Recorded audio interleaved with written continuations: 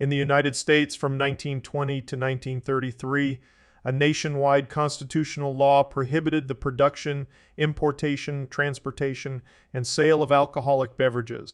The alcohol industry was curtailed by a succession of state legislatures, and finally ended nationwide under the 18th Amendment to the United States Constitution, ratified on January 16, 1919.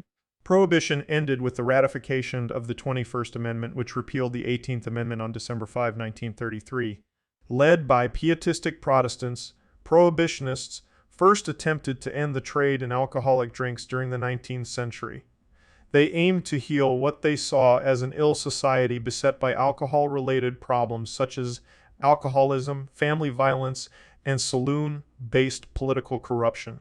Many communities introduced alcohol bans in the late 19th and early 20th centuries, and enforcement of these new prohibition laws became a topic of debate. Prohibition supporters, called dries, presented it as a battle for public morals and health. The movement was taken up by progressives in the Prohibition, Democratic and Republican parties, and gained a national grassroots base through the Women's Christian Temperance Union. After 1900, it was coordinated by the Anti-Saloon League. Opposition from the beer industry mobilized wet supporters from the wealthy Roman Catholic and German Lutheran communities, but the influence of these groups receded from 1917 following the entry of the U.S. into the First World War against Germany.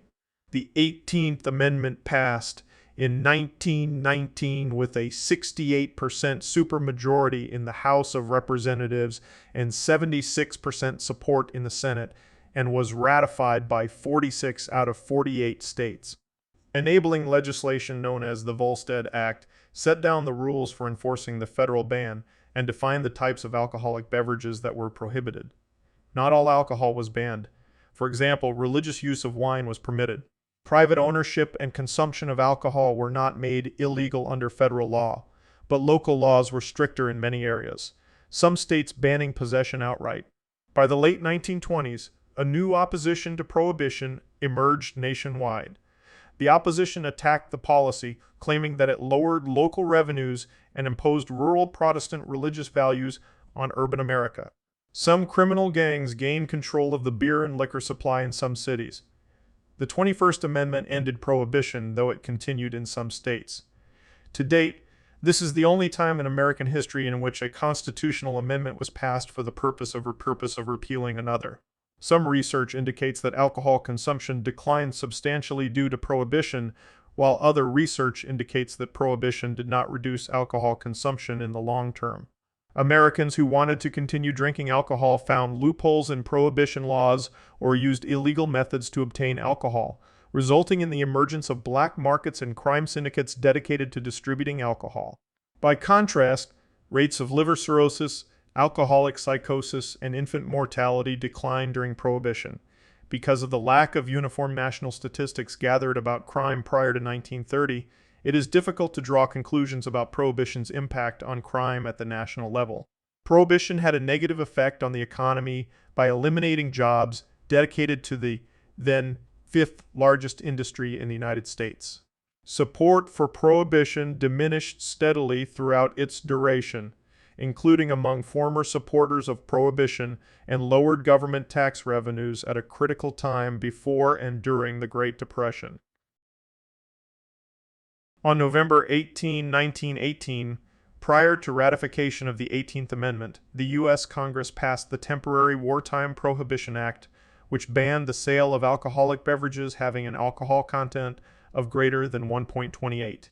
This act, which had been intended to save grain for the war effort, was passed after the armistice-ending World War I was signed on November 11, 1918. The Wartime Prohibition Act took effect June 30, 19, with July 1 becoming known as the Thirsty First. The U.S. Senate proposed the 18th Amendment on December 18, 1917. Upon being approved by a 36th state on January 16, 1919, the amendment was ratified as a part of the Constitution. By the terms of the amendment, the country went dry 1 year later on January 17, 1920. On October 28, 1919, Congress passed the Volstead Act, the popular name for the National Prohibition Act, over President Woodrow Wilson's veto. The act established the legal definition of intoxicating liquors as well as penalties for producing them. Although the Volstead Act prohibited the sale of alcohol, the federal government lacked resources to enforce it. Prohibition was successful in reducing the amount of liquor consumed, cirrhosis death rates, admissions to state mental hospitals for alcoholic psychosis, arrests for public drunkenness, and rates of absenteeism. While many state that prohibition stimulated the proliferation of rampant underground, organized, and widespread criminal activity, Kenneth D. Rose and George's Frank Pinard maintained that there was no increase in crime during the Prohibition era, and that such claims are rooted in the impressionistic rather than the factual.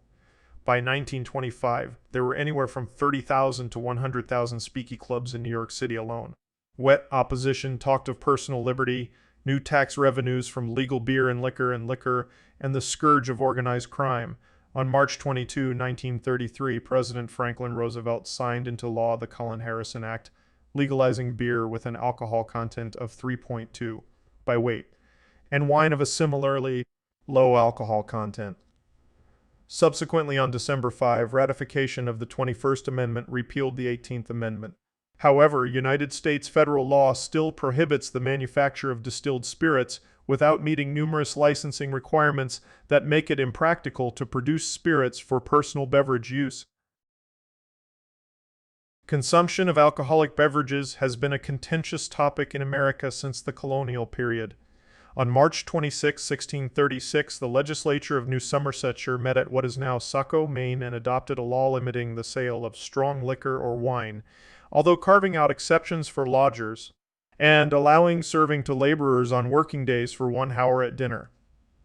In May 1657, the General Court of Massachusetts made the sale of strong liquor, whether known by the name of rum, whiskey, wine, brandy, etc., to the Native Americans illegal.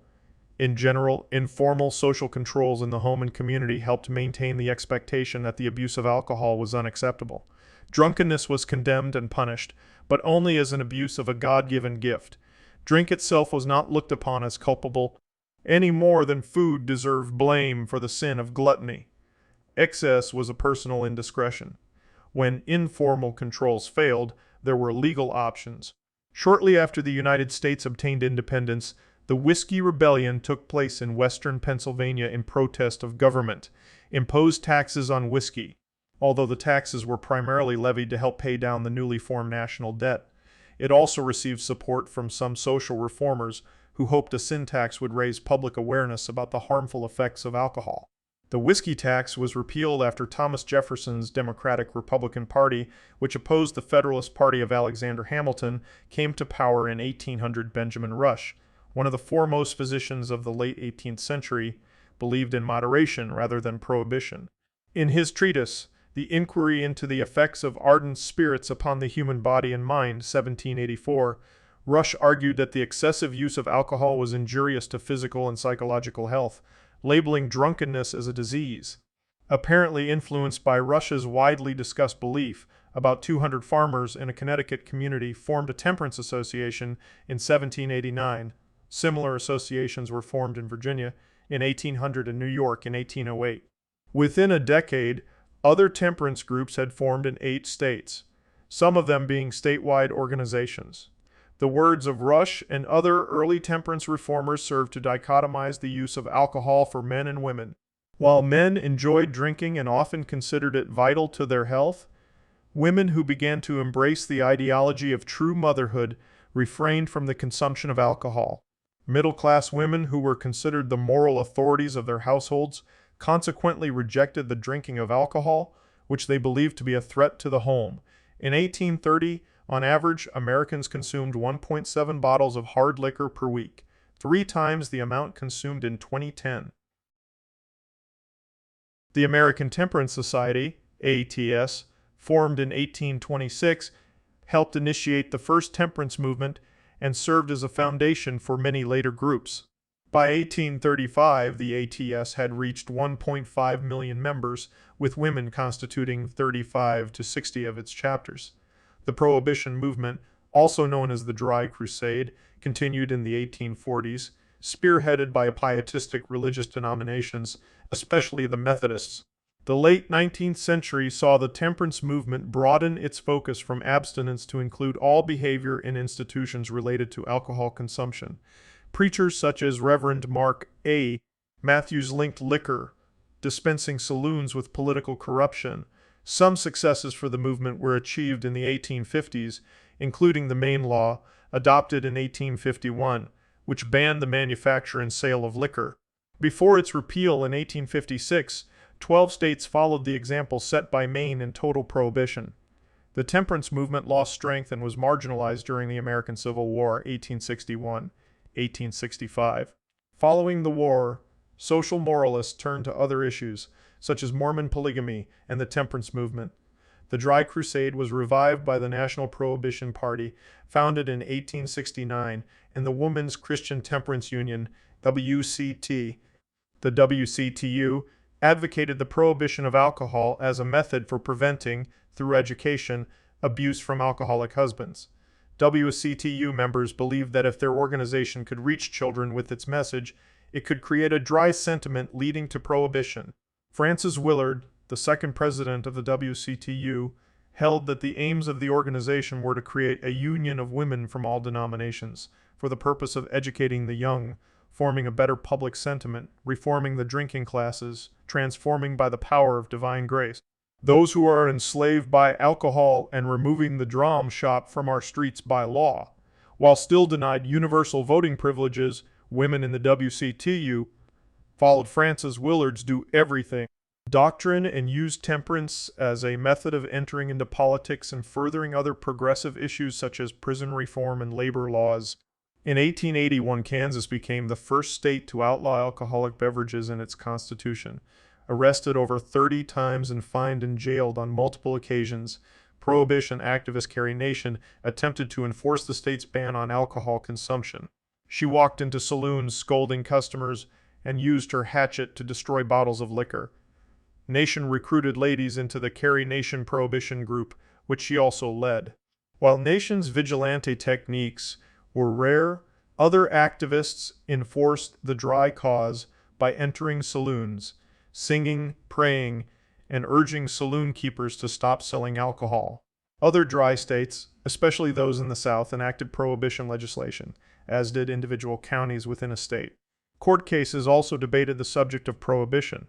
While some cases ruled in opposition, the general tendency was toward support. In Mugler v. Kansas, 1887, Justice Harlan commented, "We cannot shut out of view the fact, within the knowledge of all, that the public health, the public morals, and the public safety may be endangered by the general use of intoxicating drinks, nor the fact established by statistics accessible to everyone, that the idleness, disorder, pauperism, and crime existing in the country are in some degree traceable to this evil. In support of prohibition, Crowley v. Christensen, 1890, remarked, "The statistics of every state show a greater amount of crime and misery attributable to the use of ardent spirits obtained at these retail liquor saloons than to any other source." The proliferation of neighborhood saloons in the post-Civil War era became a phenomenon of an increasingly industrialized urban workforce. Workingmen's bars were popular social gathering places from the workplace and home life. The brewing industry was actively involved in establishing saloons as a lucrative consumer base in their business chain. Saloons were more often than not linked to a specific brewery, where the saloon keeper's operation was financed by a brewer and contractually obligated to sell the brewer's product to the exclusion of competing brands. A saloon's business model often included the offer of a free lunch, where the bill of fare commonly consisted of heavily salted food meant to induce thirst and the purchase of drink. During the Progressive Era, 1890-1920, hostility towards saloons and their political influence became widespread, with the Anti-Saloon League superseding the Prohibition Party and the Women's Christian Temperance Union as the most influential advocate of prohibition. After these latter two groups expanded their efforts to support other social reform issues, such as women's suffrage, onto their prohibition platform. Prohibition was an important force in state and local politics from the 1840s through the 1930s. Numerous historical studies demonstrated that the political forces involved were ethno-religious. Prohibition was supported by the Dries, primarily pietistic Protestant denominations that included Methodists, Northern Baptists, Southern Baptists, New School Presbyterians, Disciples of Christ, Congregationalists, Quakers, and Scandinavian Lutherans, but also included the Catholic Total Abstinence Union of America, and to a certain extent the Latter-day Saints. These religious groups identified saloons as politically corrupt and drinking as a personal sin. Other active organizations included the Women's Church Federation, the Women's Temperance Crusade, and the Department of Scientific Temperance Instruction. They were opposed by the Wets, primarily liturgical Protestants, Episcopalians, and German Lutherans, and Roman Catholics, who denounced the idea that the government should define morality. Even in the Wet stronghold of New York City, there was an active prohibition movement led by Norwegian church groups and African American labor activists who believed that prohibition would benefit workers, especially African Americans. Tea merchants and soda fountain manufacturers generally supported prohibition, believing a ban on alcohol would increase sales of their products. A particularly effective operator on the political front was Wayne Wheeler of the Anti-Saloon League, who made prohibition a wedge issue and succeeded in getting many pro-prohibition candidates elected. Coming from Ohio, his deep resentment for alcohol started at a young age. He was injured on a farm by a worker who had been drunk.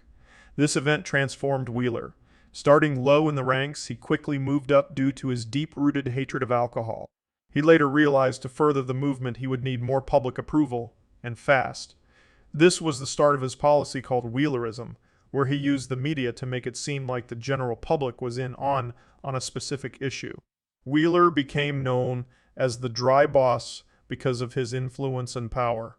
Prohibition represented a conflict between urban and rural values emerging in the United States. Given the mass influx of migrants to the urban centers of the United States, many individuals within the Prohibition movement associated the crime and morally corrupt behavior of American cities with their large immigrant populations. Saloons frequented by immigrants in these cities were often frequented by politicians who wanted to obtain the immigrants' votes in exchange for favors such as job offers, legal assistance, and food baskets. Thus, saloons were seen as a breeding ground for political corruption. Most economists during the early 20th century were in favor of the enactment of the 18th Amendment prohibition. Simon Patton, one of the leading advocates for prohibition, predicted that prohibition would eventually happen in the United States for competitive and evolutionary reasons. Yale economics professor Irving Fisher, who was a Dry, wrote extensively about prohibition, including a paper that made an economic case for prohibition. Fisher is credited with supplying the criteria against which future prohibitions, such as against marijuana, could be measured in terms of crime, health, and productivity. For example, Blue Monday referred to the hangover workers experienced after a weekend of binge drinking, resulting in Mondays being a wasted productive day. But new research has discredited Fisher's research, which was based on uncontrolled experiments. Regardless, his $6 billion figure for the annual gains of prohibition to the United States continues to be cited. In a backlash to the emerging reality of a changing American demographic, many prohibitionists subscribed to the doctrine of nativism, in which they endorsed the notion that the success of America was a result of its white Anglo-Saxon ancestry. This belief fostered distrust of immigrant communities that fostered saloons and incorporated drinking in their popular culture. Two other amendments to the Constitution were championed by Dry Crusaders to help their cause. One was granted in the 16th Amendment, 1913, which replaced alcohol taxes that funded the federal government with a federal income tax. The other was women's suffrage, which was granted after the passage of the 19th Amendment in 1920. Since women tended to support prohibition, temperance organizations tended to support women's suffrage. In the presidential election of 1916, the Democratic incumbent, Woodrow Wilson, and the Republican candidate, Charles Evans Hughes, ignored the prohibition issue, as did both parties' political platforms. Democrats and Republicans had strong wet and dry factions, and the election was expected to be close, with neither candidate wanting to alienate any part of his political base. When the 65th Congress convened in March 1917, The dries outnumbered the wets by 140 to 64 in the Democratic Party and 138 to 62 among Republicans.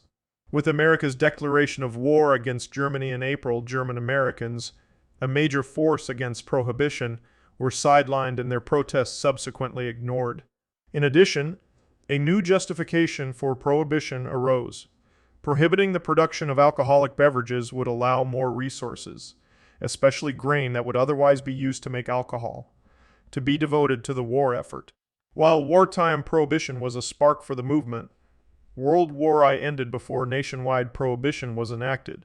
A resolution calling for a constitutional amendment to accomplish nationwide prohibition was introduced in Congress and passed by both houses in December 1917. By January 16, 1919, the amendment had been ratified by 36 of the 48 states, making it law. Eventually, only 2 states, Connecticut and Rhode Island, opted out of ratifying it. On October 28, 1919, Congress passed enabling legislation, known as the Volstead Act, to enforce the 18th Amendment when it went into effect in 1920. Prohibition began on January 17, 1920, when the Volstead Act went into effect. A total of 1520 federal prohibition agents, police, were tasked with enforcement. Supporters of the amendment soon became confident that it would not be repealed. One of its creators, Senator Morris Shepherd, joked that there is as much chance of repealing the 18th Amendment as there is for a hummingbird to fly to the planet Mars with the Washington Monument tied to its tail. At the same time, songs emerged decrying the act. After Edward, Prince of Wales, returned to the United Kingdom following his tour of Canada in 1919, he recounted to his father, King George V, a ditty he had heard at a border town. Prohibition became highly controversial among medical professionals because alcohol was widely prescribed by the era's physicians for therapeutic purposes. Congress held hearings on the medicinal value of beer in 1921. Subsequently, physicians across the country lobbied for the repeal of Prohibition as it applied to medicinal liquors. From 1921 to 1930, doctors earned about $40 million for whiskey prescriptions. While the manufacture, importation, sale, and transport of alcohol was illegal in the United States, Section 29 of the Volstead Act allowed wine and cider to be made from fruit at home, but not beer. Up to 200 gallons of wine and cider per year could be made, and some vineyards grew grapes for home use. The act did not prohibit the consumption of alcohol. Many people stockpiled wines and liquors for their personal use in the latter part of 1919 before sales of alcoholic beverages became illegal in January 1920. Since alcohol was legal in neighboring countries, distilleries and breweries in Canada, Mexico, and the Caribbean flourished as their products were either consumed by visiting Americans or smuggled into the United States illegally. The Detroit River, which forms part of the U.S. border with Canada, was notoriously difficult to control, especially rum running in Windsor, Canada. When the U.S. government complained to the British that American law was being undermined by officials in Nassau, Bahamas, the head of the British Colonial Office refused to intervene. Winston Churchill believed that prohibition was an affront to the whole history of mankind. 3 federal agencies were assigned the task of enforcing the Volstead Act: the U.S. Coast Guard Office of Law Enforcement, the U.S. Coast Guard Office of Law Enforcement, the U.S. Treasury's IRS Bureau of Prohibition, and the U.S. Department of Justice Bureau of Prohibition. As early as 1925, journalist H.L. Mencken believed that prohibition was not working.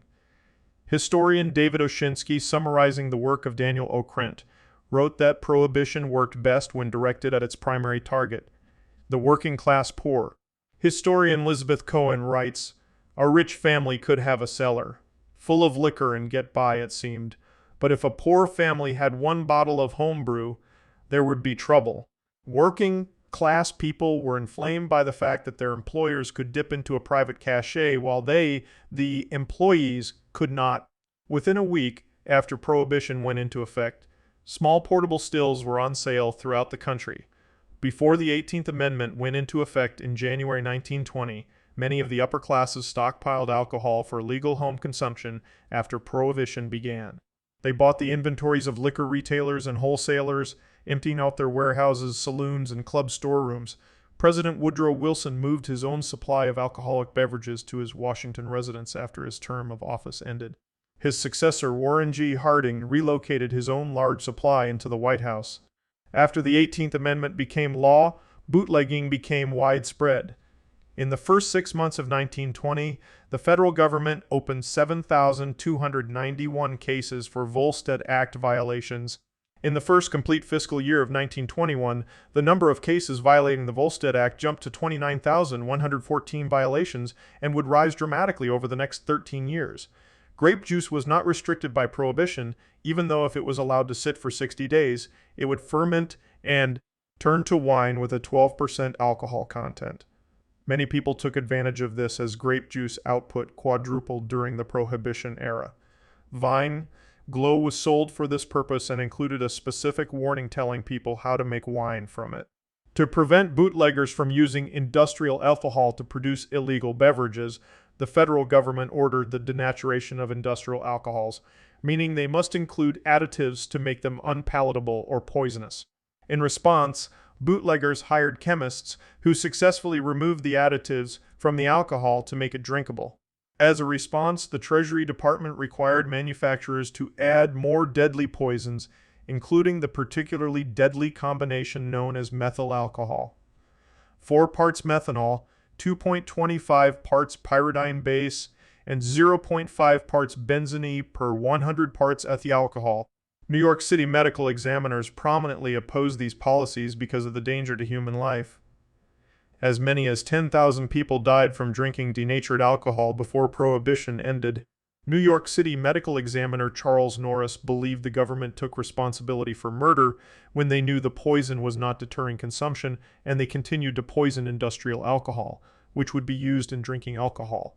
Anyway, Norris remarked, "The government knows it is not stopping drinking by putting poison in alcohol, yet it continues its poisoning processes, heedless of the fact that people determined to drink are daily absorbing that poison. Knowing this to be true, the United States government must be charged with the moral responsibility for the deaths that poisoned liquor causes, although it cannot be held legally responsible."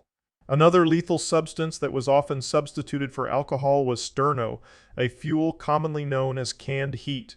Forcing the substance through a makeshift filter such as a handkerchief created a rough liquor substitute.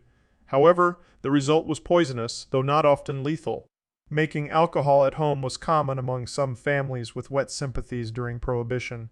Stores sold grape concentrate with warning labels that listed the steps that should be avoided to prevent the juice from fermenting into wine. Some drugstores sold medical wine with around a 22 alcohol content. In order to justify the sale, the wine was given a medicinal taste. Home distilled hard liquor was called bathtub gin in northern cities, and moonshine in rural areas of Virginia, Kentucky, North Carolina, South Carolina, Georgia, West Virginia, and Tennessee. Homebrewing good hard liquor was easier than brewing good beer. Since selling privately distilled alcohol was illegal and bypassed government taxation, law enforcement officers relentlessly pursued manufacturers. In response, bootleggers modified their cars and trucks by enhancing the engines and suspensions to make faster vehicles that they assumed would improve their chances of outrunning and escaping agents of the Bureau of Prohibition, commonly called revenue agents or revenuers. These cars became known as moonshine runners or shine runners. Shops with wet sympathies were also known to participate in the underground liquor market by loading their stocks with ingredients for liquors, including Benedictine, vermouth, Scotch mash, and even ethyl alcohol. Anyone could purchase these ingredients legally. In October 1930, just 2 weeks before the congressional midterm elections, bootlegger George Cassaday, the man in the green hat, came forward and told members of Congress how he had bootlegged for 10 years. One of the few bootleggers ever to tell his story, Cassaday wrote 5 front-page articles for the Washington Post, in which he estimated that 80 of congressmen and senators drank. The Democrats in the North were mostly wets, and in the 1932 election, they made major gains. The wets argued that Prohibition was not stopping crime and was actually causing the creation of large-scale, well-funded, and well-armed criminal syndicates. As Prohibition became increasingly unpopular, especially in urban areas, its repeal was eagerly anticipated. Wets had the organization and the initiative. They pushed the argument that states and localities needed the tax money. President Herbert Hoover proposed a new constitutional amendment that was vague on particulars and satisfied neither side. Franklin Roosevelt's Democratic platform promised repeal of the 18th Amendment. When Prohibition was repealed in 1933, many bootleggers and suppliers with wet sympathies simply moved into the legitimate liquor business. Some crime syndicates moved their efforts into expanding their protection rackets to cover legal liquor sales in other business areas. Doctors were able to prescribe medicinal alcohol for their patients. After just 6 months of Prohibition, over 15,000 doctors and 57,000 pharmacists received licenses to prescribe or sell medicinal alcohol. According to Gastro Obscura, physicians wrote an estimated 11 million prescriptions a year throughout the 1920s, and Prohibition Commissioner John F. Kramer even cited one doctor who wrote 475 prescriptions for whiskey in one day. It wasn't tough for people to write and fill counterfeit subscriptions at pharmacies either. Naturally, bootleggers bought prescription forms from crooked doctors and mounted widespread scams. In 1931, 400 pharmacists and 1,000 doctors were caught in a scam where doctors sold signed prescription forms to bootleggers. Just 12 doctors and 13 pharmacists were indicted, and the ones charged faced a one-time $50 fine. Selling alcohol through drugstores became so much of a lucrative open secret that its name checked in works such as The Great Gatsby. Historians speculate that Charles R. Walgreen of Walgreens fame expanded from 20 stores to a staggering 525 during the 1920s thanks to medicinal alcohol sales. Once Prohibition came into effect, the majority of U.S. citizens obeyed it. Some states like Maryland and New York refused Prohibition. Enforcement of the law under the 18th Amendment lacked a centralized authority. Clergymen were sometimes called upon to form vigilante groups to assist in the enforcement of Prohibition. Furthermore, American geography contributed to the difficulties in enforcing Prohibition. The varied terrain of valleys, mountains, lakes, and swamps, as well as the extensive seaways, ports, and borders which the United States shared with Canada and Mexico, made it exceedingly difficult for Prohibition agents to stop bootleggers given their lack of resources. Ultimately, it was recognized with its repeal that the means by which the law was to be enforced were not pragmatic, and in many cases the legislature did not match the general public opinion. In Cicero, Illinois, a suburb of Chicago, the prevalence of ethnic communities who had wet sympathies allowed prominent gang leader Al Capone to operate despite the presence of police. The Ku Klux Klan talked a great deal about denouncing bootleggers and threatened private vigilante action against known offenders. Despite its large membership in the mid-1920s, it was poorly organized and seldom had an impact. Indeed, the KKK, after 1925, helped disparage any enforcement of Prohibition. Prohibition was a major blow to the alcoholic beverage industry, and its repeal was a step toward the amelioration of one sector of the economy. An example of this is the case of St. Louis, one of the most important alcohol producers before Prohibition started, which was ready to resume its position in the industry as soon as possible. Its major brewery had 50,000 barrels of beer ready for distribution from March 22, 1933, and was the first alcohol producer to resupply the market. Others soon followed. After repeal, stores obtained liquor licenses and restocked for business. After beer production resumed, thousands of workers found jobs in the industry again.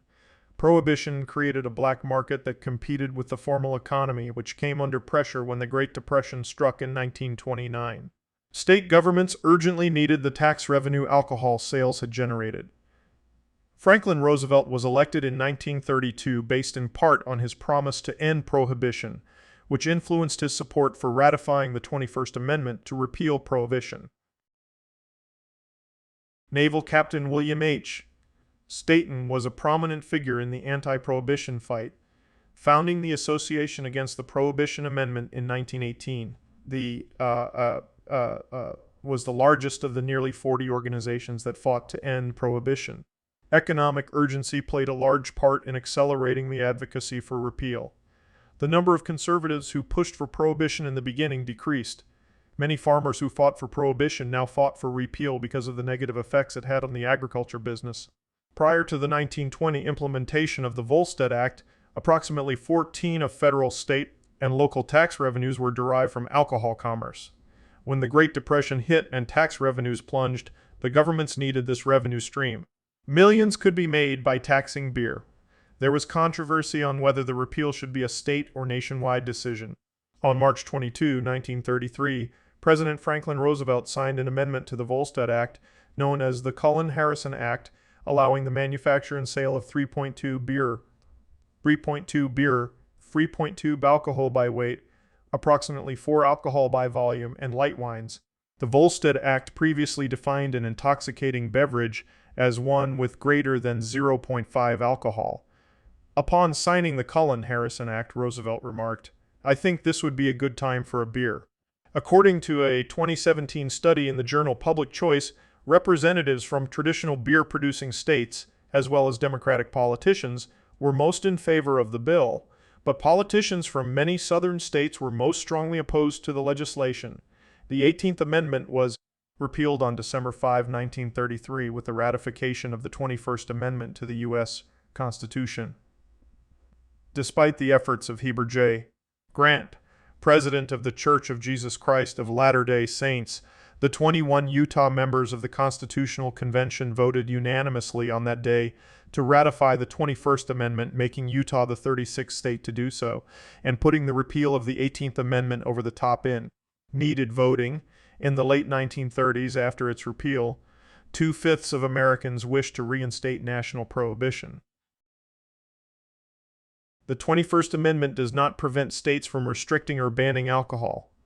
Instead, it prohibits the transportation or importation of alcohol into any state, territory, or possession of the United States, territory, or possession of the United States, in violation of the laws thereof, thus allowing state and local control of alcohol.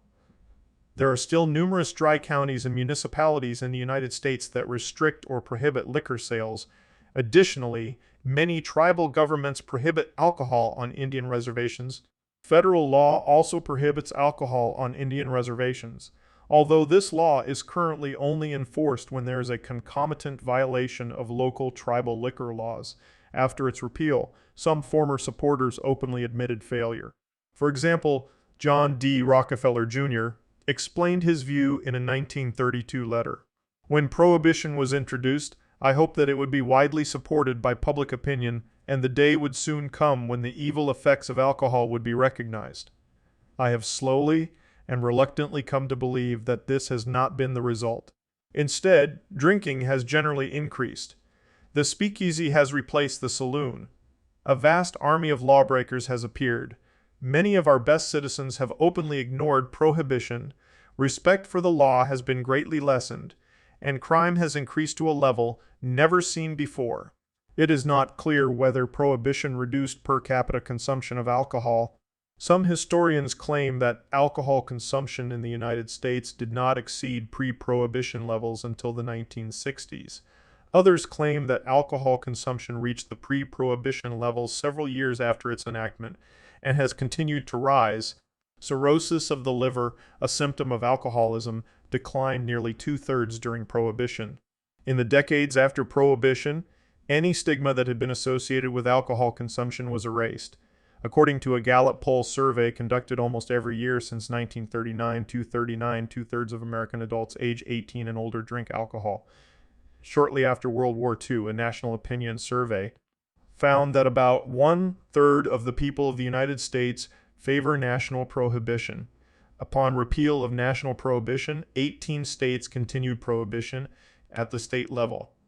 The last state, Mississippi, finally ended it in 1966. Almost 2/3 of all states adopted some form of local option, which enabled residents in political subdivisions to vote for or against local prohibition. Therefore, despite the repeal of prohibition at the national level, 38 of the nation's population lived in areas with state or local prohibition. In 2014, a CN nationwide poll found that 18 of Americans believe that drinking should be illegal. Prohibition in the early to mid-20th century was mostly fueled by the Protestant denominations in the southern United States, a region dominated by socially conservative evangelical Protestantism with a very high Christian church attendance. Generally, evangelical Protestant denominations encouraged prohibition, while the mainline Protestant denominations disapproved of its introduction. However, there were exceptions to this, such as the Lutheran Church, Missouri Synod, German Confessional Lutherans, which is typically considered to be in scope of evangelical Protestantism. Pietistic churches in the United States, especially Baptist churches, Methodists, Presbyterians, Congregationalists, and others in the evangelical tradition, sought to end drinking and the saloon culture during the third-party system.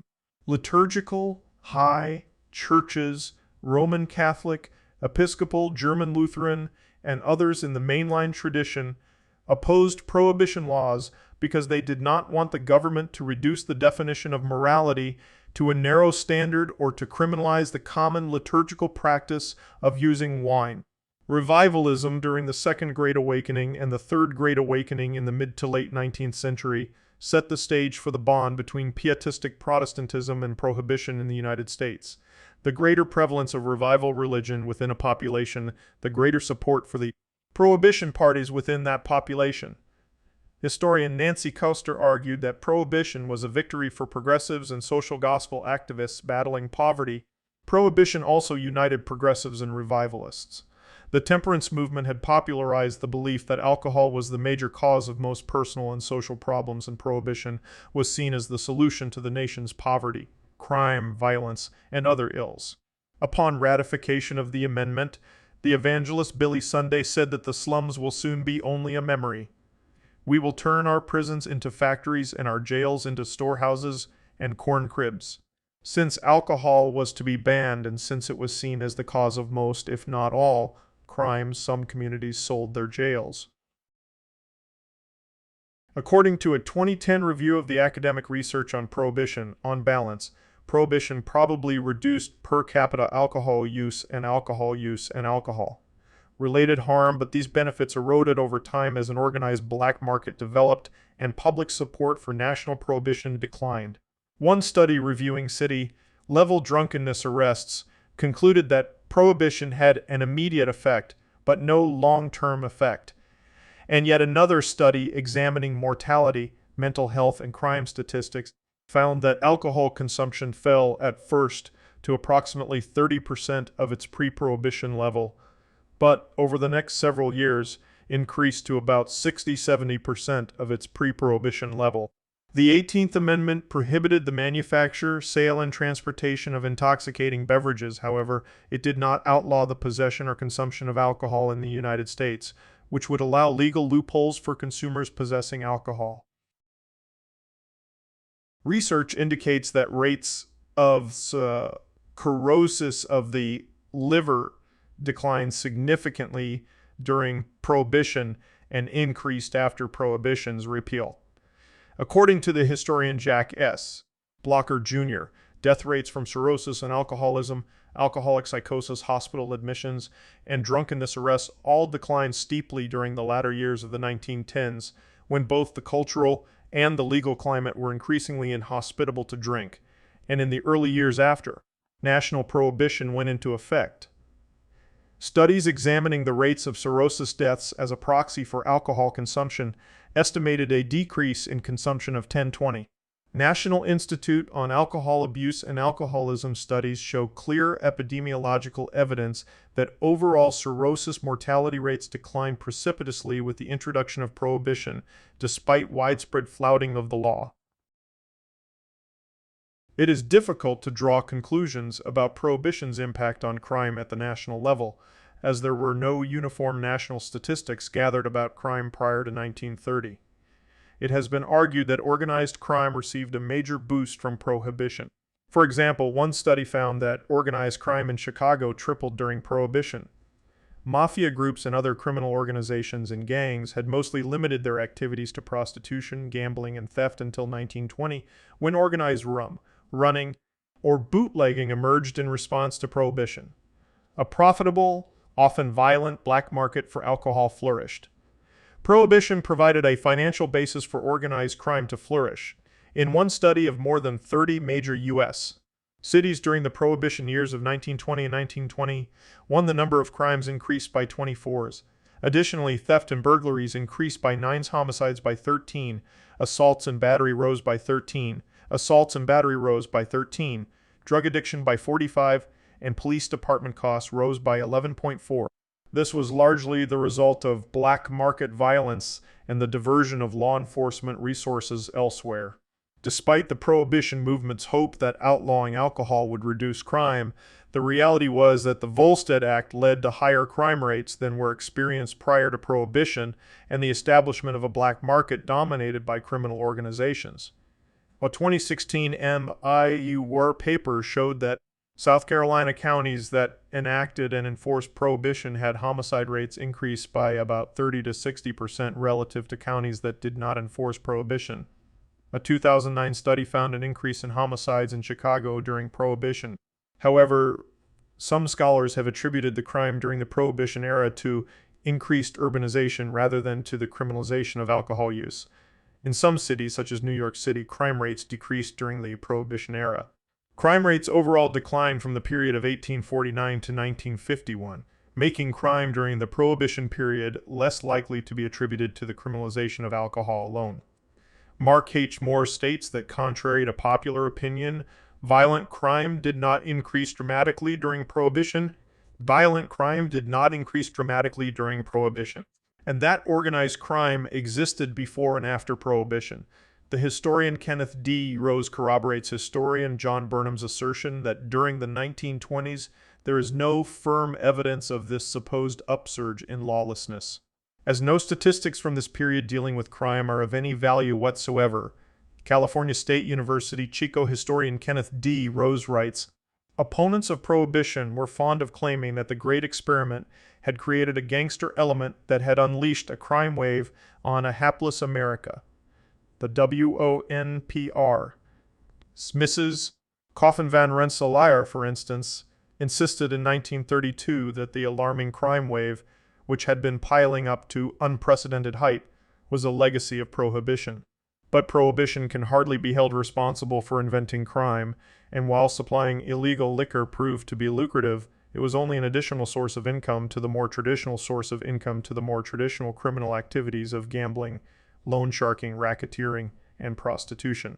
The notion of the Prohibition-induced crime wave, despite its popularity during the 1920s, cannot be substantiated with any accuracy because of the inadequacy of records kept by local police departments. Along with other economic effects, the enactment and enforcement of Prohibition caused an increase in resource costs. During the 1920s, the annual budget of the Bureau of Prohibition went from $4.04 million to $13.04 million.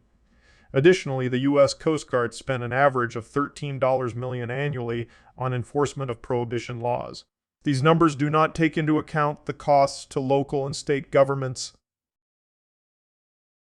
According to Harvard University historian Lisa McGirr, Prohibition led to an expansion in the powers of the federal state, as well as helped shape the penal state. According to academic Colin McGirr, Prohibition specifically increased the usage of telephone wiretapping by federal agents for evidence collection. According to Harvard University historian Lisa McGirr, Prohibition had a disproportionately adverse impact on African Americans, immigrants, and poor whites, as law enforcement used alcohol prohibition against these communities. A 2020 study in the Journal of Economic History found that counties that adopted Prohibition early subsequently had greater population growth and an increase in farm real estate values. According to Washington State University, Prohibition had a negative impact on the American economy. Prohibition caused the loss of at least $226 million per annum in tax revenues on liquors alone. Supporters of the Prohibition expected an increase in the sales of non-alcoholic beverages to replace the money made from alcohol sales, but this did not happen. Furthermore, Prohibition caused the shutdown of over 200 distilleries, 1,000 breweries, and over 170,000 liquor stores. Finally, It is worth noting that the amount of money used to enforce prohibition started at $6.03 million in 1921 and rose to $13.04 million in 1930, almost double the original amount. A 2015 study estimated that the repeal of prohibition had a net social benefit of $432 million per annum in 1934-1937, about 0.33 of gross domestic product. Total benefits of $3.25 billion consist primarily of increased consumer and producer surplus tax revenues and producer surplus tax primarily of increased consumer and producer costs. When 3.2% alcohol beer was legalized in 1933, it created 81,000 jobs within a 3-month span. During the Prohibition era, rates of absenteeism decreased from 10 to 3. In Michigan, the Ford Motor Company documented a decrease in absenteeism from 2620 in April 1918 to 1628 in May 1918. As saloons died out, public drinking lost much of its macho connotation, resulting in increased social acceptance of women drinking in the semi-public environment of the speakeasies. This new norm established women as a notable new target demographic for alcohol marketeers who sought to expand their clientele. Women thus found their way into the bootlegging business, with some discovering that they could make a living by selling alcohol with a minimal likelihood of suspicion by law enforcement.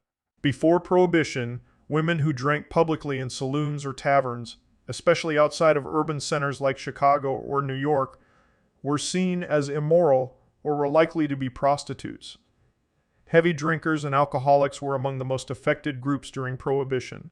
Those who were determined to find liquor could still do so, but those who saw their drinking habits as destructive typically had difficulty in finding the help they sought. Self-help societies had withered away along with the alcohol industry. In 1935, a new self-help group called Alcoholics Anonymous was founded. Prohibition also had an effect on the music industry in the United States, specifically with jazz. Speakeasies became very popular, and the Great Depression's migratory effects led to the dispersal of jazz music from New Orleans going north through Chicago into New York. This led to the development of different styles in different cities. Due to its popularity in speakeasies and the emergence of advanced recording technology, jazz's popularity skyrocketed. It was also at the forefront of the minimal integration efforts going on at the time, as it united mostly black musicians with mostly white audiences. Making moonshine was an industry in the American South before and after Prohibition. In the 1950s, muscle cars became popular and various roads became known as Thunder Road for their use by moonshiners. A popular song was created and the legendary drivers, cars, and routes were depicted on film in Thunder Road. As a result of Prohibition, the advancements of industrialization within the alcoholic beverage industry were essentially reversed. Large-scale alcohol producers were shut down, for the most part, and some individual citizens took it upon themselves to produce alcohol illegally, essentially reversing the efficiency of mass producing and retailing alcoholic beverages. Closing the country's manufacturing plants and taverns also resulted in an economic downturn for the industry. While the 18th Amendment did not have this effect on the industry due to its failure to define an intoxicating beverage, the Volstead Act's definition of 0.5 or more alcohol by volume shut down the brewers who expected to continue to produce beer of moderate strength. In 1930, the Prohibition Commissioner estimated that in 1919, the year before the Volstead Act became law, the average drinking American spent $17 per year on alcoholic beverages. By 1930, because enforcement diminished the supply, spending had increased to $35 per year. There was no inflation in this period. The result was an illegal alcohol beverage industry that made an average of $3 billion per year in illegal untaxed income. The Volstead Act specifically allowed individual farmers to make certain wines on the legal fiction that it was a non-intoxicating fruit, juice for home consumption, and many did so. Enterprising grape farmers produced liquid and semi-solid grape concentrates, often called wine bricks or wine blocks. This demand led California grape growers to increase their land under cultivation by about 700 during the first 5 years of Prohibition. The grape concentrate was sold with a warning. After dissolving the brick in a gallon of water, do not place the liquid in a jug away in the cupboard for 20 days, because then it will turn into wine. The Volstead Act allowed the sale of sacramental wine to priests and ministers and allowed rabbis to approve sales of kosher wine to individuals for Sabbath and holiday use at home. Among Jews, 4 rabbinical groups were approved, which led to some competition for membership, since the supervision of sacramental licenses could be used to secure donations to support a religious institution. There were known abuses in this system, with imposters or unauthorized agents using loopholes to purchase wine. Prohibition had a notable effect on the alcohol brewing industry in the United States. Wine historians note that Prohibition destroyed what was a fledgling wine industry in the United States. Productive wine, quality grape vines were replaced by lower quality vines that grew thicker, skinned grapes which could be more easily transported. Much of the institutional knowledge was also lost as winemakers either immigrated to other wine-producing countries or left the business altogether. Distilled spirits became more popular during Prohibition. Because their alcohol content was higher than that of fermented wine and beer, spirits were often diluted with non-alcoholic drinks.